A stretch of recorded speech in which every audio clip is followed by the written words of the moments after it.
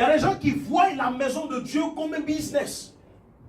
Il y a des gens qui pensent que suivre Jésus, c'est, comment on appelle ça, c'est un moyen de faire profit. Ils utilisent la maison de Dieu pour expandre leur business. Pour, comment on appelle ça, pour faire profit. Mais ce n'est pas bon, alléluia.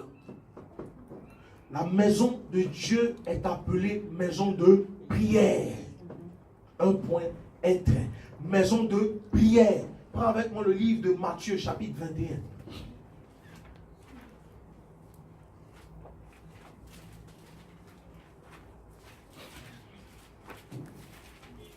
Matthieu 21, verset 12 à 13. Jésus entra dans le temple de Dieu. Il chassa tous ceux qui vendaient et qui achetaient dans le temple. Il renversa les tables des changeurs et les sièges des vendeurs de pigeons. Et il leur dit, il est écrit, ma maison sera appelée une maison de prière, mais vous, vous en faites une caverne de voleurs. Alléluia. Ma maison sera appelée une maison de prière. Bien aimé, on ne vient pas à l'église pour développer son business. Ne prends pas les enfants de Dieu pour tes clients. Alléluia. Gloire à Dieu. Ne prends pas, homme de Dieu aussi, ne prends pas la maison de Dieu comme ta plateforme pour développer aussi ton business. Alléluia. On n'a qu'à savoir faire la part des choses, bien aimé. Faisons la part des choses. C'est très important. Amen. Je ne dis pas que tu ne dois pas faire de business. Je le dis, mais je t'en prie. Il ne faut pas que ton intention soit d'utiliser le nom de Jésus pour le faire. Ou la maison de Dieu. Gloire à Dieu. Gloire à Dieu. Il y a des gens qui vont se décarcasser pour venir dans la maison de Dieu pour faire leur business. Mais regardez tous les marchés qui sont dehors là. Regardez toutes les plateformes qui sont dehors là-bas. Il y a beaucoup de choses dehors. Mais il y a des personnes, ils ont détecté que leurs meilleurs clients doivent être dans la maison de Dieu. Ils ne veulent pas aller dehors. Alléluia. Gloire à Dieu. C'est vrai, tu peux aider ton frère, tu peux aider ta soeur. Mais il ne faut pas que ton intention soit de faire de cela, comment on appelle ça, ta source de profit. Alléluia. On aide. Moi-même, je suis là. Souvent, vous voyez, je dis, ah, il y a telle opportunité ici, il y a ceci. Mais bien aimé, il y a sa place pour ça. Alléluia. Il y a sa place pour ça. Quand tu es homme de Dieu, quand tu es frère, tu diriges aussi tes frères dans des choses qui sont bonnes. Alléluia. Mais la maison de Dieu n'est pas un endroit de profit. Aujourd'hui, des gens prennent le nom de Dieu pour faire le business, pour vendre des produits. Les gens prennent la maison de Dieu pour vendre des... Bien aimé, souvent tu rentres dans l'église, oh, il y a l'eau pour ceci, il y a le sel pour ceci, il y a comment on appelle ça, il y a mouchoir pour ceci, il y a du sable pour ceci. C'est quoi tout ça? Alléluia. Gloire à Dieu. On dit non, on te vend de l'eau et tu vas voir que le prix même de l'eau qu'on te vend là, bien aimé, si tu vas acheter même Evian, ça ne coûte pas aussi cher. Non, c'est quitté au Jourdain. Ah, c'est le sable sur lequel Jésus a marché. Mais Jésus a marché il y a 2017 ans.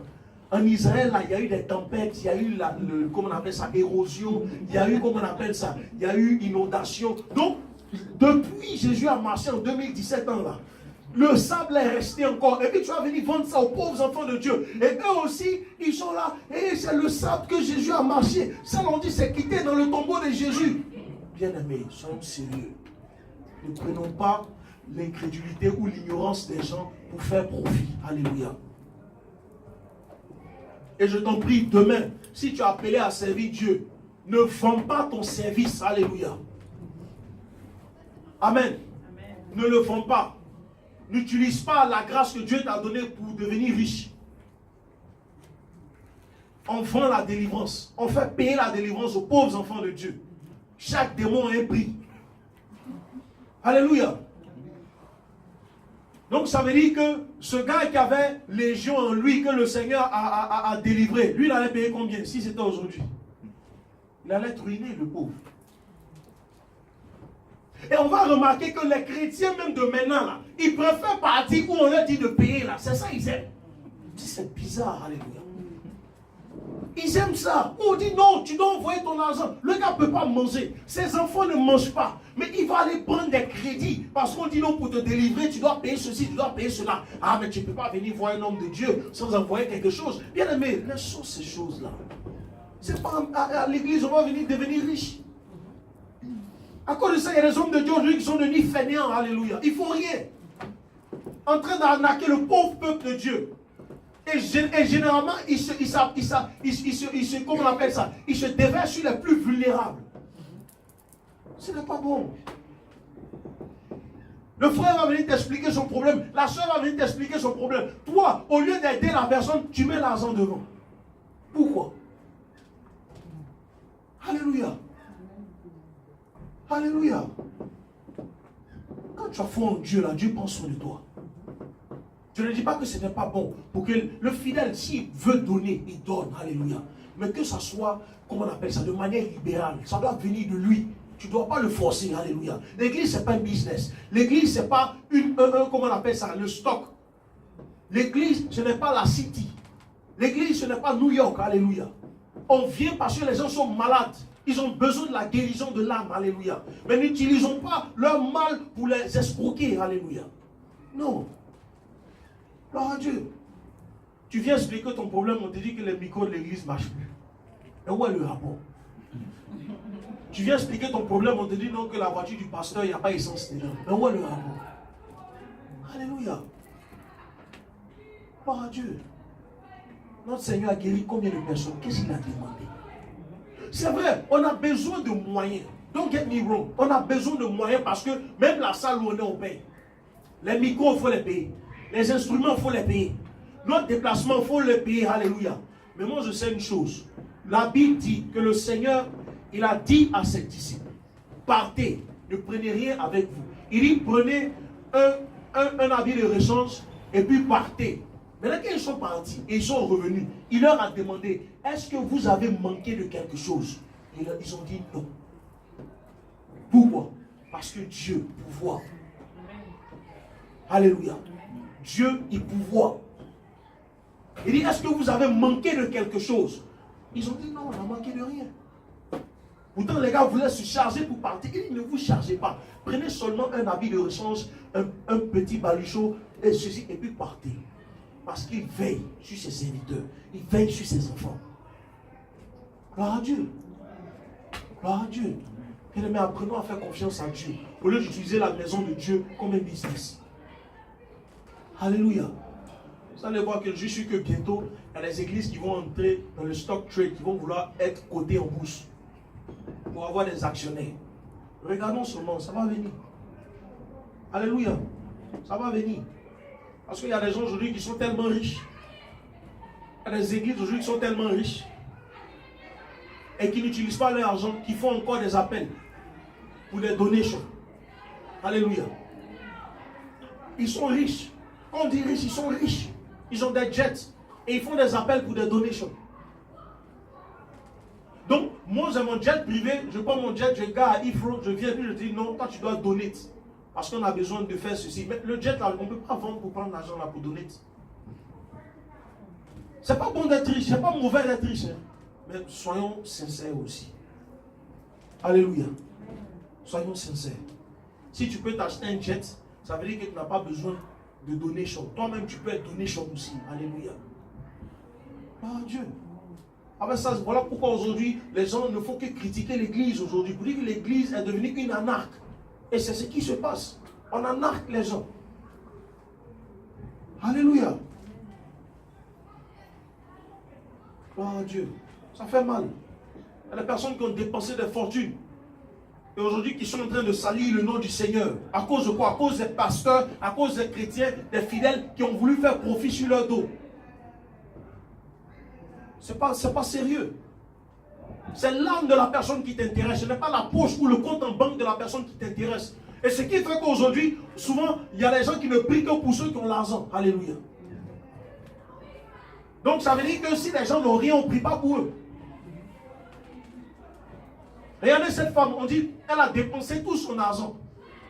Mais elle n'a pas été guérie pendant plus de 12 ans. Mais quand elle est venue chez le Seigneur, est-ce qu'elle a enlevé quelque chose pour donner à Jésus? Non. Sa foi l'a guérie quand elle a touché le Seigneur. Mais nous, on est devenus ceux qui prennent l'argent d'abord avant de prier pour les gens. Mais bien aimé, une fois que tu es en train de rendre commercial ton don de guérison, il ne marche plus. Parce que la Bible dit, vous avez reçu gratuitement, donnez gratuitement. Alléluia. Si tu voulais devenir riche, il fallait partir t'inscrire à l'université, tu allais faire des cours de business, tu allais ouvrir ton entreprise, et puis tu deviens riche là-bas. C'est simple. Mais il ne faut pas que ça soit ta motivation pour venir prêcher la parole de Dieu. Ça ne doit pas être ta motivation. Non, je viens parce que... Il y en a qui font des calculs. Ok. Donc si on a 10 fidèles, on a 20 fidèles, 30 fidèles. Bon, j'imagine qu'on est en Angleterre. Donc, je vais sur la base. Ici, le salaire minimum, c'est quoi? 7 pounds, 58 pounds par heure. Ça, c'est le SMIC. Ok. Donc, si chacun fait 40 heures. Et quand c'est comme ça, il faut motiver. Il faut faire les overtime, faire les extras, faire les ceci, faire les cela. Ok. Donc, si chacun a peut-être 300 pounds par semaine, donc s'ils donnent 10%, ça fait 30 pounds. Donc, s'ils sont 10, ça fait 300. S'ils sont 20, 600. Ok. Voilà. Et puis, maintenant, ils prêchent. Fais des overtime. Dieu veut que tu fasses des overtime. Tu dois te battre, tu dois faire ceci. Pourquoi? Parce que lui, il a fait le calcul. Il voit combien va venir chaque dimanche. Alléluia. Gloire à Dieu. Gloire à Dieu. Voilà Paul. Paul dit, je peux utiliser l'argent de l'église. Mais non, je ne veux pas être un burden pour les enfants de Dieu. Si l'église atteint un niveau assez, comment on appelle ça, autonome, là, il n'y a pas de problème. Mais si l'église n'a pas atteint un niveau autonome, bien aimé, qu'est-ce qui t'empêche de travailler? Gloire à Dieu. Qu'est-ce qui t'empêche de travailler? Voilà Paul, il fait les paniers, il vend les paniers, il était bon dedans, il a vu quelque chose où il était bon, il fait. Si toi tu n'es pas bon dans quelque chose, mon frère, va apply. C'est tout. Va apply. C'est tout. On s'assoit et quand c'est comme ça, bien aimé, on a qu'à se dire la vérité. Ce n'est pas tout le monde qui paye la dîme chaque dimanche. Donc le jour où Quadio n'a pas payé la dîme, tu ne parles plus avec Quadio alors. Parce qu'à cause de Quadio, toi tu ne pourras pas manger caviar dans la semaine là. Le jour où Jacqueline n'a pas payé sa dîme, tu ne pourras pas partir au cinéma, tu ne pourras pas aller au restaurant. Parce que tu comptes sur Jacqueline pour aller au restaurant. Le jour où Jean-Paul n'a pas payé sa dîme, ta maison là, tu ne pourras pas payer aussi. Et quand c'est comme ça, tu es assis, tu regardes Jean-Paul, tu le regardes mal, alléluia. Parce qu'à cause de lui, tu n'as pas payé ta maison. À cause de Jacqueline, tu n'es pas allé au restaurant. On n'a qu'à se dire la vérité, bien aimé. Voilà pourquoi il faut faire la part des choses en toutes choses. Gloire à Dieu. La maison de Dieu n'est pas un endroit pour le business, pour l'argent ou pour faire profit. Alléluia. C'est pour guérir des âmes et pour être sauvé. Miracle. Beaucoup de personnes ne viennent dans la maison de Dieu que pour des miracles. Beaucoup de personnes ne suivent Jésus que pour des miracles. Alléluia. Mais bien aimé, le jour où il n'y a pas de miracle, tu fais quoi? Tu t'en vas? Alléluia. Matthieu chapitre 12.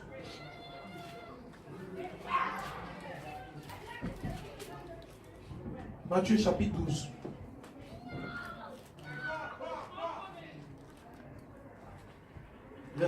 Matthieu chapitre 12, verset 38 à 39. Matthieu 12, 38 à 39. C'est la Bible nous dit. Alors quelques-uns des scribes et des pharisiens prirent la parole et dirent, Maître, nous voudrions te voir faire un miracle. Alléluia. Il leur répondit, une génération méchante et adultère demande un miracle. Il ne lui sera donné d'autre miracle que celui du prophète Jonas. Car de même que Jonas fut 3 jours et 3 nuits dans le ventre d'un grand poisson, de même le Fils de l'homme sera 3 jours et 3 nuits dans le sein de la terre. Alléluia. Amen. Ils disent, fais-nous voir un miracle. Ils sont venus, ils ne parlent rien. Ils disent, fais-nous voir un miracle. Alléluia. Vous êtes en face de Jésus-Christ. Vous ne parlez même pas de votre salut, de quoi que ce soit. Il dit, on veut voir un miracle. Il dit, réellement cette génération d'adultère. Et c'est le problème aujourd'hui. Qu'est-ce qu'on avait vu dans le livre de Jean chapitre 6? La Bible dit, ils l'ont vu faire les miracles, ils ont commencé à le suivre. Alléluia. Et aujourd'hui, il y a des gens qui voient l'église parce qu'ils ont vu des miracles ou bien parce qu'ils veulent voir des miracles, des signes, des signs and wonders. Alléluia. Bien-aimé, ce n'est pas ça la raison de ta présence dans la maison de Dieu. Ça ne doit pas être ta raison. Alléluia. Ta raison, c'est la personne, c'est Jésus-Christ de Nazareth. C'est ce pourquoi nous devons être assis dans la maison de Dieu. Maintenant, le miracle là, c'est un don de Dieu. Si tu as fait cette faveur, ou bien tu n'as pas fait cette faveur, gloire à Dieu, alléluia. Mais déjà, même te réveiller chaque matin, c'est un miracle, alléluia. Gloire à Dieu. Il dit, Seigneur, fais-nous voir un miracle. Mais attends, Jésus, ce n'est pas un distributeur de miracles. Alléluia. Jésus est venu pour notre salut. Jésus n'est pas venu pour des miracles, il est venu pour notre salut. Alléluia. Le sacrifice à la croix, c'est pour notre salut, bien-aimé. C'est pour que nous soyons rachetés du péché, que nous soyons, comment on appelle ça, redeemed. Alléluia. Voilà pourquoi il est là à la croix. Il n'est pas là à la croix pour être un distributeur de miracles. Alléluia. À cause de ça, regardez, beaucoup d'églises se sont vidées parce que des gens attendaient des miracles. Mais aussi, je ne les plains pas parce que beaucoup aussi ont été évangélisés par des miracles. Viens, tu vas voir, Jésus va faire un miracle dans ta vie. Jésus, bien aimé, est-ce que Jésus t'a dit que lui veut faire un miracle dans la vie de la personne? Alléluia. Faisons attention à ne pas devenir orgueilleux et prétentieux. Laisse la personne venir pour ce que Jésus est. Il est le sauveur. Il est l'alpha et l'oméga. Et le commencement et la fin. Et le prince de la paix. Il n'est pas le distributeur de miracles. Alléluia. Si telle est la raison pour... Voilà pourquoi vous allez remarquer qu'il y a des gens qui ont, dans leur petite expérience chrétienne, ils ont fait au moins 15 églises. Alléluia. Ah, maintenant j'étais à Foursquare. Ah, maintenant j'étais à Parole de Foi. Maintenant j'étais ici. Donc, parce qu'il vient ici, il a fait 1 an, il n'a pas eu le miracle. Il prend ses bagages, il s'en va ailleurs. Il n'a pas eu de miracle, il prend ses bagages, il va ailleurs. Il n'a pas eu de miracle, il prend ses bagages, il va ailleurs. Bien aimé, ce n'est pas l'endroit qui provoque le miracle. Alléluia. Le miracle, c'est une grâce, c'est un don de Dieu. Alléluia. Amen. C'est un don de Dieu. Voilà Jairus, sa fille était à la maison. On dit elle est morte. Elle a reçu son miracle là-bas. Alléluia. Gloire à Dieu. Quand c'est ton temps, Dieu même va te bénir. Mais ça ne doit pas être la raison pour laquelle tu suis Jésus. Non, je le suis parce que je veux qu'il me bénisse, je veux qu'il fasse ceci. Quand c'est comme ça, là, tu deviens affamé et tu deviens dangereux. Alléluia. Ces genres de personnes sont très dangereuses parce que ce ne sont pas des personnes loyales, ce ne sont pas des personnes fidèles. Alléluia. Quelqu'un qui ne suit le Seigneur que pour quelque chose, il n'est pas fidèle, il n'est pas loyal, il est dangereux. Ça veut dire que c'est quelqu'un qui peut switch de position à tout moment. C'est un hypocrite spirituel. Et ces personnes sont très, très, très dangereuses. Alléluia. Elles ne font que ce qui les arrange. Et il y en a plein dans la maison de Dieu aujourd'hui. Ils ne sont là que pour leurs propres intérêts. Alléluia. Bien-aimés, faisons attention. Faisons attention. Soyons avec Jésus pour la bonne raison.